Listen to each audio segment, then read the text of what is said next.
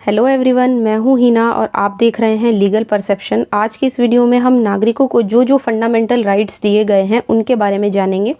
वैसे तो देखिए फंडामेंटल राइट्स बहुत सारे हैं, लेकिन उसमें से कुछ राइट्स ऐसे भी हैं जो सिर्फ सिटीजन्स को, सिर्फ नागरिकों को दिए गए हैं। तो मैंने सोचा इस पर मुझे एक शॉर्ट वीडियो बनाना चाहिए। वीडियो आपके लिए काफ़ी हेल्पफुल होगा, जिससे आपके जो भी कन्फ्यूज़न है वो दूर हो जाएंगे। लेकिन आगे बढ़ने से पहले मैं आपको बताना चाहूँगी, अगर आप इस वीडियो लेक्चर की PDF लेना चाहते हैं, आप फ्री में टेलीग्राम से ले सकते हैं, जिसका लिंक आपको डिस्क्रिप्शन में मिल जाएगा। तो चलिए स्टार्ट करते हैं। देखिए, नागरिकों को कौन कौन से मूल अधिकार प्राप्त हैं ये जानना बहुत ज़रूरी है। सबसे पहले बात करते हैं आर्टिकल 15 की, जो हमें बताता है कि सभी नागरिकों को, जितने भी नागरिक हैं पूरे इंडिया के, उनके साथ धर्म, मूलवंश, जाति, लिंग, जन्म स्थान या इनमें से किसी के भी आधार पर भेदभाव नहीं किया जाएगा। वैसे तो देखिए आर्टिकल 14 से लेके 18 तक हमें राइट टू इक्वालिटी दिया गया है, समानता का अधिकार दिया गया है। लेकिन उस समानता के अधिकार में भी कुछ अधिकार ऐसे हैं जो सिर्फ नागरिकों को मिले हुए हैं, जो भारत के नागरिक हैं, सभी को नहीं मिले हैं। तो इसलिए यहाँ पर ये जानना बहुत ज़रूरी है। तो आर्टिकल 15 जो है वो सिर्फ नागरिकों की बात करता है और भेदभाव को मना करता है, वो भी इन बेसिस पर, धर्म, मूलवंश, जाति, लिंग और जन्म स्थान। ये चीज़ हमें ध्यान रखनी है। इसके बाद नेक्स्ट आर्टिकल आता है आर्टिकल 16।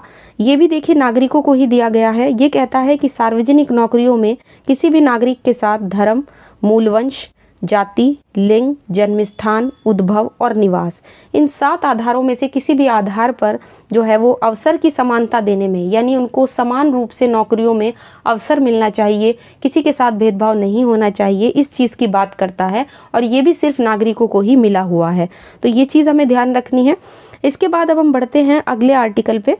ये है आर्टिकल 19, जो कहता है, वैसे तो देखिए 19 से लेके 22 तक हमें स्वतंत्रता का अधिकार दिया गया है। उसी स्वतंत्रता के अधिकार में जो आर्टिकल 19 है वो सिर्फ नागरिकों की बात करता है। ये चीज़ हमें पता होनी चाहिए। इसमें हमें देखिए विचार अभिव्यक्ति, शांतिपूर्वक सम्मेलन, बिना रुकावट के घूमने फिरने, संघ बनाने, निवास करने और कोई भी कारोबार करने की स्वतंत्रता जो है वो दी गई है। तो जो आर्टिकल 19 है, अगर हम देखें उसमें ओवरऑल हमें 6 प्रकार के फ्रीडम दिए गए हैं, और वे सभी फ्रीडम्स, जो भी स्वतंत्रताएं हैं, वो सिर्फ नागरिकों के लिए हैं। ये चीज़ हमें ध्यान रखनी है। इसके बाद नेक्स्ट आर्टिकल आता है आर्टिकल 29, जो बात करता है सभी अल्पसंख्यक नागरिकों को शिक्षा और संस्कृति संबंधी अधिकार देने की, और उन्हें अपनी भाषा, लिपि, संस्कृति को बनाए रखने का भी अधिकार देता है। तो ये भी एक ऐसा अधिकार है, एक ऐसा फंडामेंटल राइट है जो संविधान में केवल नागरिकों को दिया गया है। इसके बाद आता है आर्टिकल 30, यानी अनुच्छेद 30, जो अल्पसंख्यकों को अपने धर्म के प्रसार के लिए शिक्षण संस्थानों की स्थापना करने का अधिकार देता है। वो एजुकेशनल इंस्टीट्यूट जो हैं बना सकते हैं। कौन? जो माइनॉरिटीज़ हैं। तो मैं समझती हूँ यहाँ पे देखिए जितने भी मैंने ये आर्टिकल्स आपके साथ डिस्कस किए हैं, ये सिर्फ नागरिकों को दिए गए हैं, ना कि व्यक्तियों को। अगर कहीं पर व्यक्ति वर्ड है तो इसका मतलब यही है कि वो अधिकार विदेशी को भी दिया गया है, चाहे वो भारत का नागरिक हो या ना हो। लेकिन ये ऐसे फंडामेंटल राइट्स हैं जो सिर्फ एक नागरिकों को मिले हैं। ये चीज़ हमें पता होनी चाहिए।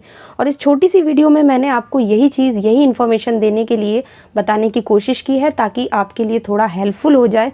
और जैसा कि मैंने स्टार्टिंग में कहा था कि अगर आप इस वीडियो लेक्चर की PDF लेना चाहते हैं, आप फ्री में टेलीग्राम से ले सकते हैं, जिसका लिंक आपको डिस्क्रिप्शन में मिल जाएगा। आशा करती हूँ वीडियो आपको पसंद आया होगा।